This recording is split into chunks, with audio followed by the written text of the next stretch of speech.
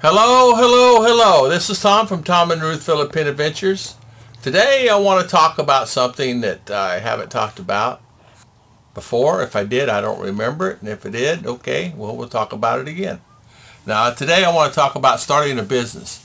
How about you want to come to the Philippines and you want to start a business? Say for instance, you said you're married to Filipina, and or you're going to get married.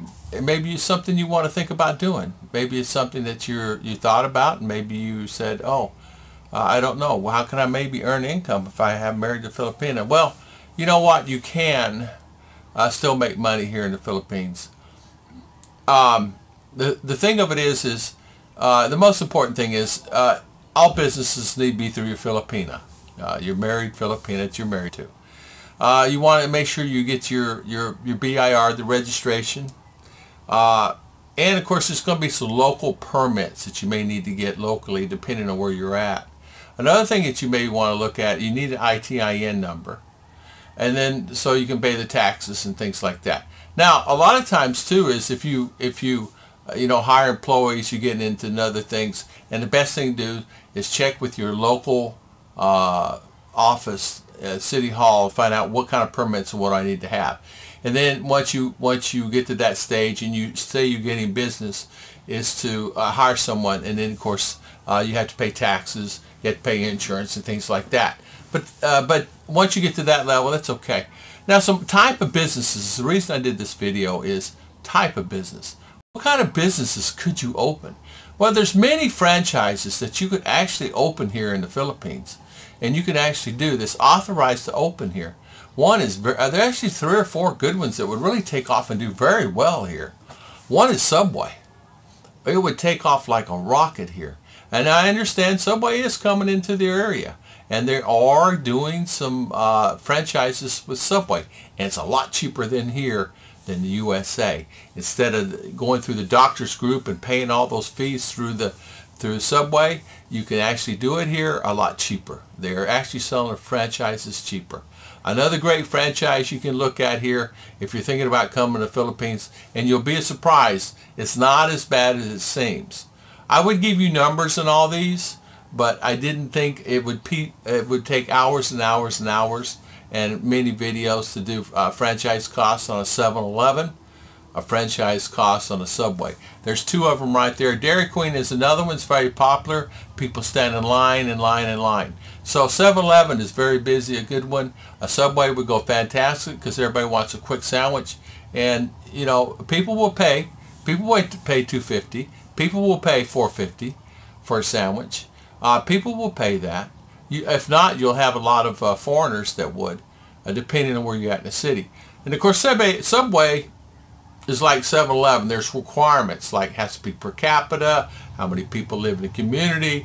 You know, they're going to watch that, just like they do in USA.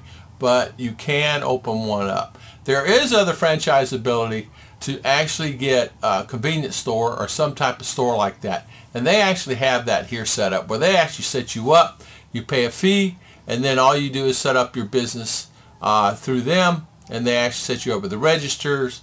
They even help you with the storefront. It's like Dollar Store, Dollar Tree, not Dollar Store. They help you with the storefront and things like that. And you can actually start one really fair price. Another one that's, if you're not really wanting to go franchise, is pizza business. Any kind of pizza franchise. Pizza here, pizza could make a fortune here because there's not that many companies that can actually, restaurants that actually make good pizza. If you make pizza, deliver it. There's no delivery here. There's no delivery where I'm at. They may be delivering Davao and Cebu and all the other cities. No delivery here of anything. You can't get anything delivered. So what you have to do is you could actually make a fortune doing some type of pizza. You could actually buy your crust, and you can actually buy crust and have it shipped in and just make your own pizza, whatever the need is. Make a fortune, do it, get your pizza oven, and you can actually buy those ovens here. And you can make a fortune doing it. I'm telling you, there's money in that. Another thing is vending machine business. And what I mean by vending machine, the coffee machines. Now, we mentioned the other day on live, wireless internet machines. You put 5 peso, 10 peso, 15 peso in, and it gives you a certain amount of time. You have to stay within that box area, 20 meter to 50 meter range, You can make a fortune selling Wi-Fi in a box. Basically, you pay for the service and you stay close to that machine. And you can do all your Wi-Fi needs. So for an example, say for instance, you put those machines at maybe a restaurant or a 7-Eleven, or make a deal with the owner. Hey, let me put this in here and I give you a few peso, or 50 peso a month, or whatever, 100 peso or 500 peso a month, kickback. And you can make a fortune doing those. Those Wi-Fi machines are not that expensive. We looked at some. There's varying in prices from $40 and up. You can actually buy a wireless box that accepts money, and you just go pick up the money. Some are with the spot that you actually have the space in, like 7-Eleven. Well, you will have to rent that spot, or a mall. You can actually do it in a mall, but you just have to make that agreement with the mall and things like that.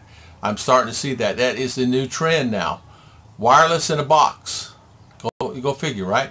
Another thing that's really starting to take off here is, like I said, any type of vending machine where they can go get a cup of coffee, something like that. People like that, but it needs to be in a controlled environment so people don't take the machine away and take the whole coffee machine and all the change.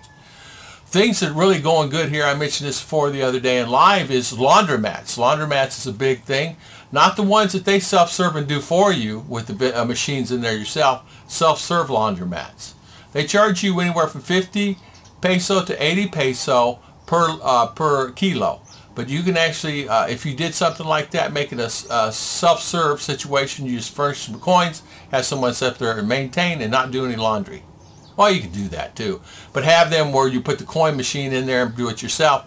You would make a fortune, because people do get tired of doing laundry here. They did one in town. They're overwhelmed. It's 2-day, 3-day service now. You can't get your clothes done. So that's a new trend that's starting to take off, like the Peso Net or the Peso Cafe.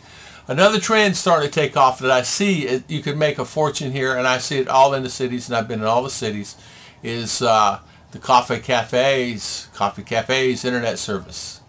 Not everybody has internet. Very few people have internet. You start your own business, have internet in there, and you'll get the business like crazy. And you can actually time their time inside the restaurant. So you time them in there, meaning you only have internet for 45 minutes, or you have it for 30 minutes, but you have to purchase something. And once you purchase it, you can go in and then hit the button on that particular thing, and here you give them a code. You can do a Wi-Fi situation in a box. You can actually sit with those Wi-Fi boxes in your restaurant and say, okay, here you go. But there's many things you could do. Another thing, a great business here, you could make a fortune on is renting cars. Sure, they have rental car business, but I'm talking to someone that is a stable guy, someone coming in, a businessman that works for Coca-Cola is coming in town. You know, a lot of times they go in by bus and they have to get a taxi and a taxi and a taxi, and they get frustrated.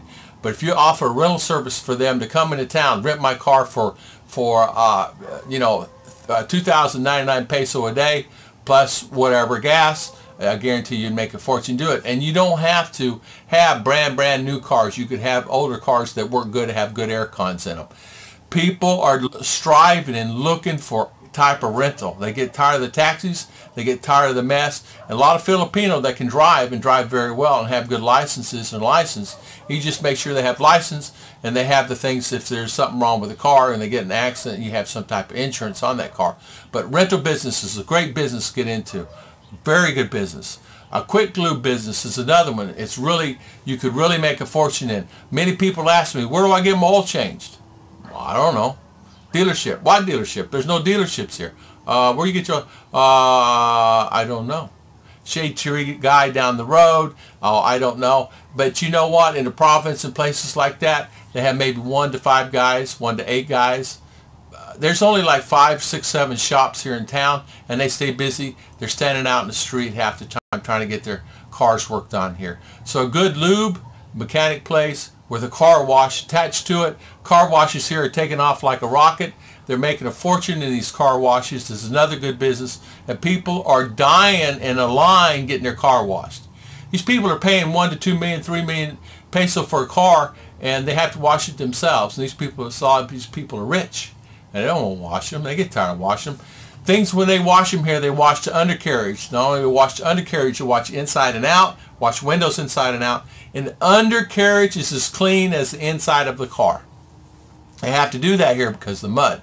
If you don't do that, you're going to have problems down the road because this clay mud sticks on your wheels, it sticks on your frames. You're going to have brake problems and sand in your brakes before you know it, you got problems. So they do, and that's the reason they have to get cleaned here, because a lot of these guys go up mountain roads, check their farms, four-wheel drive vehicle, they have to get them washed, and they get them washed almost every day.